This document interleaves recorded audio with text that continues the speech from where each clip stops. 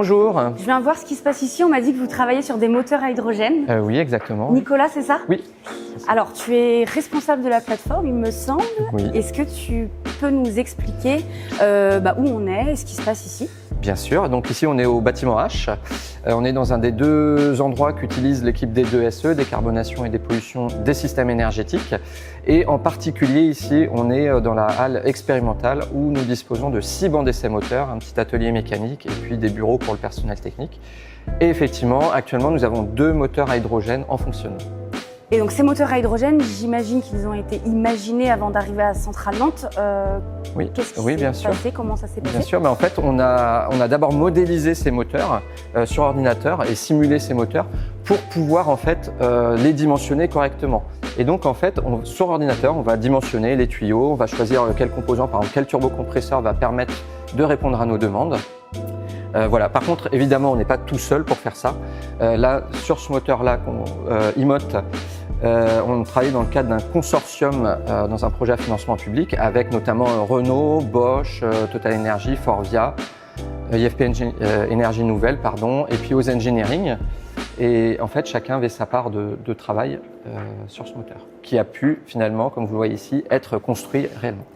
Ok, bon je suis curieuse de le voir en vrai. Ouais. Et ben allons-y.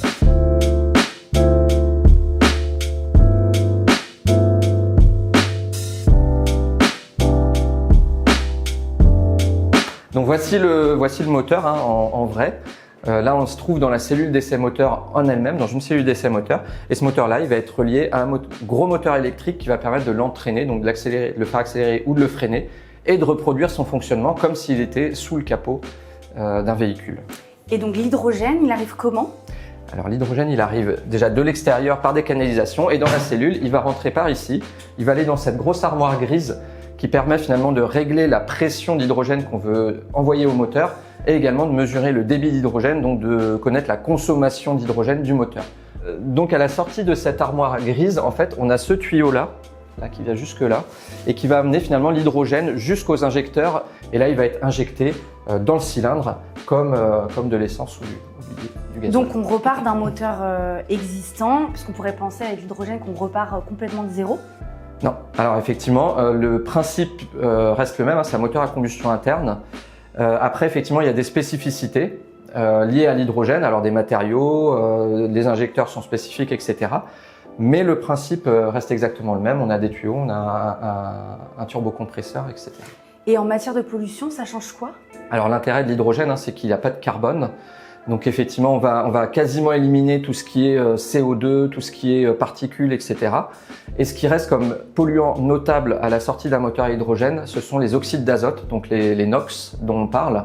Parce qu'en fait, on fait brûler l'hydrogène avec de l'air, il y a de l'azote et de l'oxygène dans l'air. Et comme la température dans le cylindre au moment de la combustion monte très très haut, finalement il y a des NOx qui vont se former. Donc une solution pour les éliminer, c'est d'admettre beaucoup plus d'air qu'il n'en faut pour brûler l'hydrogène. Et comme ça nous permet de faire baisser la température dans le cylindre et donc de réduire beaucoup les émissions d'oxyde d'azote. Et on voit quand même beaucoup de câbles ici, ils servent à quoi? Oui, effectivement, alors, on instrumente beaucoup les moteurs ici. Et en fait, vous allez voir ça par exemple, donc les câbles roses et marrons sont des capteurs de température. On a des capteurs de pression un petit peu partout. On en a même des pressions cylindres, donc qui prennent la pression directement dans les cylindres du moteur. On va mesurer le régime moteur, la consommation, comme je disais, d'hydrogène. Également, par exemple, le taux d'humidité de la cellule et puis également la concentration en CO2 de la cellule. Et tout ça, en fait, est envoyé dans ce boîtier-là qui est développé en interne chez nous et qui permet de rassembler toutes les données. Et j'imagine que toute cette donnée, elle est récoltée ensuite quelque part? Oui, en fait, ce boîtier va renvoyer toutes les informations vers le poste de pilotage du banc d'essai et qu'on peut aller voir.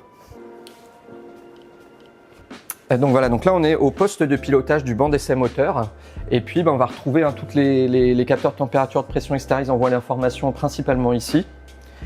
Ici on va réguler les températures de fonctionnement du moteur. Et puis ici on va avoir pas mal une interface avec pas mal d'appareils de mesure. Donc par exemple on peut voir là c'est la consommation d'hydrogène. Donc là on l'a directement ici qui s'affiche. Ensuite, ici, on va avoir par exemple des caméras qui vont nous permettre de surveiller que tout se passe bien dans la cellule, qu'il n'y a pas une fuite, qu'il n'y a pas un départ d'incendie, des choses comme ça. Et puis d'autres appareils de mesure, comme ici, on mesure aussi la concentration d'hydrogène à l'échappement, d'hydrogène qui n'aurait pas brûlé, parce que déjà on veut savoir la quantité qui a brûlé, et puis aussi pour éviter qu'il y ait des poches d'hydrogène qui se forment et qui puissent poser des problèmes de sécurité. Et concrètement, qui travaille sur ce type de projet? Quel profil on retrouve ici sur cette plateforme?